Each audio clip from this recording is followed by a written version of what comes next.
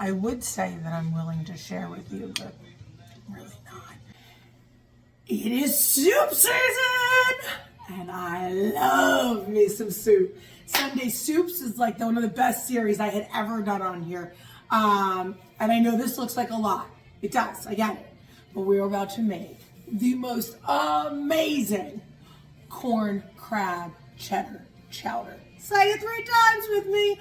Corn crab cheddar chowder. Corn crab cheddar chowder.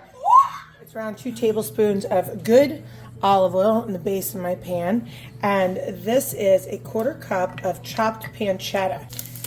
All right, so once your bacon or your pancetta, like I said, I'm using pancetta, is nice and crispy, what we want to do is take it out with a slotted spoon. I use it as a garnish when I'm ready to serve up my soup. So once this is good to go, we're going to add in a 1/4 stick of salted butter, and the reason is because we are going to be making a roux. I'm adding in 4 stalks of celery, 4 carrots, 1 whole white onion, peeled and small diced, and we are going to get that coated in all that oil and that melted butter.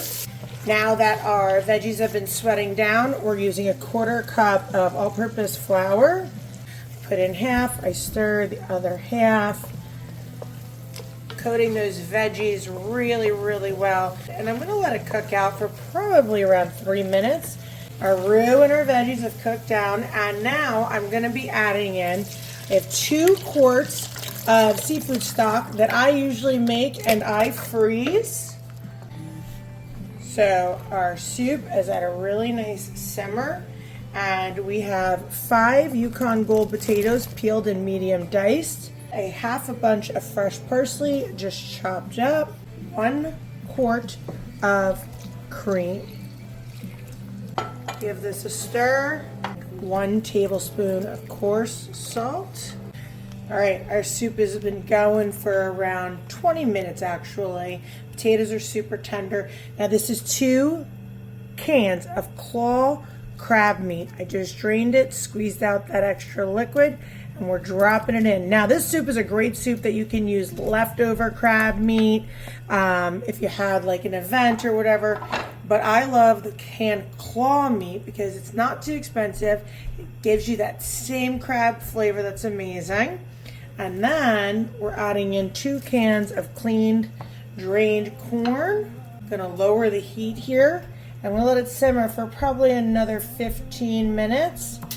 Some fresh ground black pepper. Then we will cheese it up before we serve it with that crispy pancetta. Oh yeah, this is gonna be outrageous. So at the end I added in 2 cups of cheddar cheese that's shredded with, now I topped it with my scallions and the pancetta. And I want to inform you that the amount of crab corn is amazing.